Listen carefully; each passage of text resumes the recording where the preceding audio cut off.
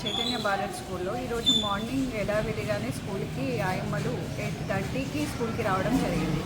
స్కూల్కి రావడంతోనే వాళ్ళు గమనించింది ఏంటంటే ఫ్లెక్సీ చినిగి ఉండడం అండ్ ఈ లోపలికి వచ్చి చూడగానే ఒకలాంటి స్మెల్ అండ్ వెళ్ళి క్లాస్ రూమ్లోకి చూడగానే మొత్తం పిల్లల యొక్క బుక్స్లు చింపడం, వాటి మీద వాష్రూమ్ వెళ్ళడం, మొత్తం ఎలా అంటే క్లాస్ యొక్క ప్రజెంట్ చేసిన చార్ట్స్ని చింపడం, వాటికి ఇష్టారాజ్యంగా ఆడుకోవడం. ఇక్కడ మా ఒక్కరికే కాదు, మేము ఇక్కడ చుట్టుపక్కల ఉన్న వాళ్ళని కూడా అడిగి తెలుసుకున్నది ఏంటంటే నైట్ నుంచి అవి ఇక్కడే ఉండేసి ఎవరికి కూడా నిద్రపోనివ్వకుండా చేస్తున్నాయి.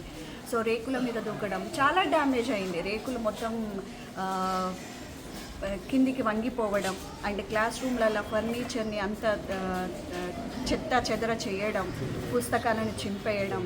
సో ఈ విధంగా క్లాస్ రూమ్స్లో ఉన్న టీవీలని కిందికి లాగి పడేయడం, సీసీ కెమెరాస్ని కిందికి పడేయడం, ఇదంతా గమనించి ఏం చేసామంటే మేము రాగానే యథావిధిగా పాఠశాలకి అందరి పిల్లలు పేరెంట్స్ దింపడం జరిగింది. కానీ మేము ఇక్కడ వెంటనే స్పందించి ఏంటంటే ఇది ఉంటే మధ్యాహ్నం పూట కూడా వచ్చే ఛాన్సెస్ ఉంటాయని చెప్పేసి పిల్లల్ని ఇక్కడి నుంచే రిటర్న్ పంపించడం జరిగింది. ఇది చాలా బాధాకరం. ఈరోజు ఒక్కరోజు అంటే మేము చేసుకోగలుగుతాం, కానీ ఇలా కంటిన్యూగా ఎన్ని రోజులని చూస్తున్నాం. ఇది ఈ రోజుతో మాకు సీరియస్గా అయ్యింది, కానీ ఇలాంటి ప్రాబ్లమ్ని మేము ఫేస్ చేయబట్టి కొన్ని నెలల నుంచి ఫేస్ చేస్తున్నాం.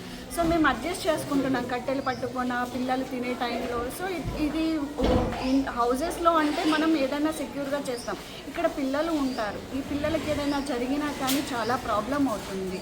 ఇప్పుడు రేబీస్ అని చెప్పేసి వ్యాధులు వస్తున్నాయి. కుక్కలు కరవడమే కాదు, మంకీస్ కరవడం వల్ల కూడా పిల్లలకి అది ఎవరికి తెలియదు. పిల్లలు ఏమనుకుంటారు, గీరింది కదా అని చెప్పేసి ఇంట్లో చెప్పడం వదిలేస్తే ఏమవుతుంది, ఇలాంటివి కూడా ఎక్కువ అవుతుంది. ఇలాంటివి కొంచెం దృష్టిలో పెట్టుకొని దీనికి అనువిధంగా ఏ విధంగా చేస్తారు, మున్సిపల్ టీం ఎలాగా స్పందించి తీసుకుంటారని మా ఒక్క ముఖ్య ఉద్దేశం.